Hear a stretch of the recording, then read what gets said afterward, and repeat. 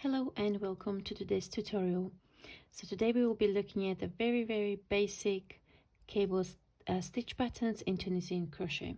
I've published a whole masterclass recently on the cables in Tunisian crochet, but if you prefer bite-size crochet tutorials, this might be the one for you. First we start with a slip knot as always, and with chains.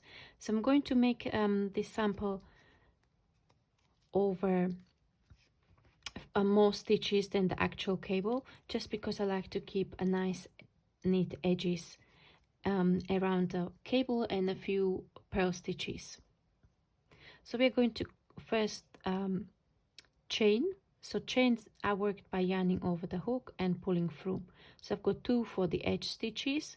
Then I'm going to add 2 purl stitches on either side of the cable, and I'm going to work the basic cable over 6 stitches. So you can work the cables over multiples. The basic twisted stitches are split in a half, and you swap the order of the stitches. So I like to work 3 over 3, 4 over 4 looks quite nice, 2 over 2 can work, but it doesn't look as nice in Tunisian crochet, but you might prefer the look, so go ahead and try that as well. So I'll be working 3 over 3, so I need a multiple of 6. 1, 2, 3, 4, 5, and 6. We then turn stitches around, and we will be working into the back bumps of the chain stitches. So that's here. Insert yarn over, pull up a loop, and we will continue inserting under the back bump of the chain stitches, yarn over and pull up a loop across the row. So in Tunisian crochet, as you might know, we are working in 2 steps. On the forward pass, we are adding the loops on the hook, and on the return pass, we are working the loops of the hook.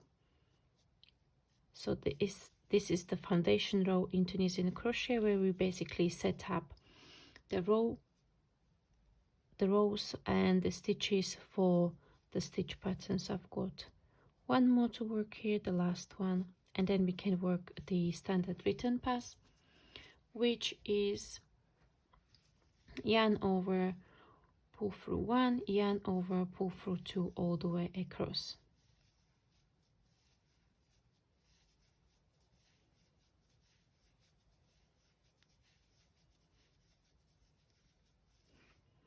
Now for row number 2, I like to add an extra row before I actually work the actual cable rows. So we will first work 2 Tunisian purl stitches for the background for the cable, then 6 Tunisian knit stitches. That will be our cable, 3, 4, 5, and 6. Then I will work 2 more purl stitches, Tunisian purl stitches. These are not mandatory, so you can just work the cable with the edge stitches. That's up to you. I like to have a little bit of background around it as well. And then an end stitch. So end stitch is worked under the 2 strands of yarn of the last stitch, yarn over, pull up a loop, and standard return pass.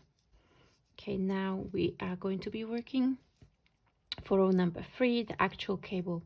So we'll first work 2 Tunisian purl stitches, and then I've got the 6 stitches ready for the cable. So I will work 3 Tunisian knit stitches into the first 3 stitches. I'll take my cable needle, I might use this one instead, put the loops on the cable needle and hold them at the back. So what I'm working now is C3B.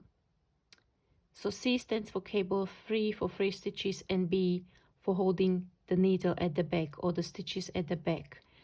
This cable is also known as a C6B because you are working the cable over 6 stitches in total, and again you're holding the needle at the back.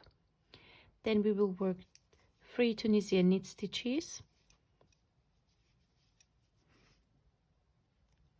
and bring the stitches back onto the Tunisian crochet hook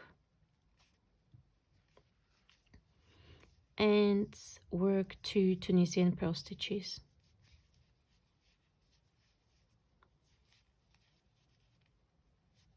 like so, and an end stitch.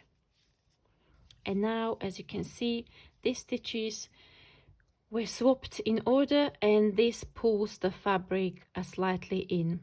So when you are making up swatches for your cable stitch patterns, you have to ensure that you include a cable in your swatch, not just work Tunisian knit stitches and take that as your gauge or your tension, because the fabric always pulls in and your gauge or your tension would be incorrect. Just a little tip.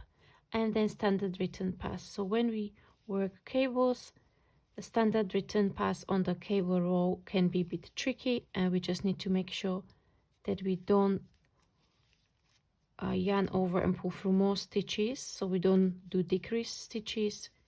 So just take your time while you are doing this return pass. And that's it. Now after the cable row, you can work a few rows of plain rows, I would call them, or relaxing rows, where you just work the purl stitches on the edges and Tunisian knit stitches in the middle. And depending how many of these rows you will work between the cable rows, that's how dense your cable will be. So the first row after the cable row can be a bit tricky because the stitches are in the opposite order. What I like to do is I like to kind of separate the stitches in the middle and then put my finger behind them so I can actually see where the front and back vertical bars are, to make sure that I don't work in the spaces between the stitches, but I actually worked through the stitches. So let's do that very slowly. The next Tunisian knit stitch needs to go in there. We've got one more stitch here, in there, and then the stitches at the back, so they are a bit tighter, so that's even a little bit trickier, but we can do that. Okay, so that's first, then I've got 2 more, so this is the second and the third, like so. Then Tunisian purl stitches and an end stitch, like so. Okay, and this return pass is going to be a bit easier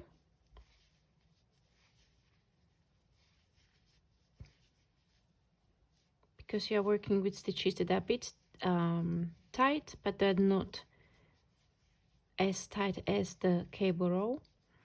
Okay, so you can see, and then we can add another of those relaxing rows where you just do Tunisian purl and Tunisian knit stitches,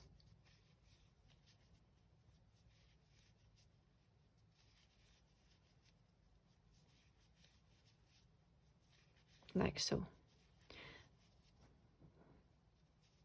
So what I like to do, I usually try to keep 2 or 3 rows of relaxing rows between the cable rows to make sure that your cables are nice, they're not kind of all jumbled up and all really dense. And this is how you work the basic twisted cable, the right leaning twisted cable in Tunisian crochet.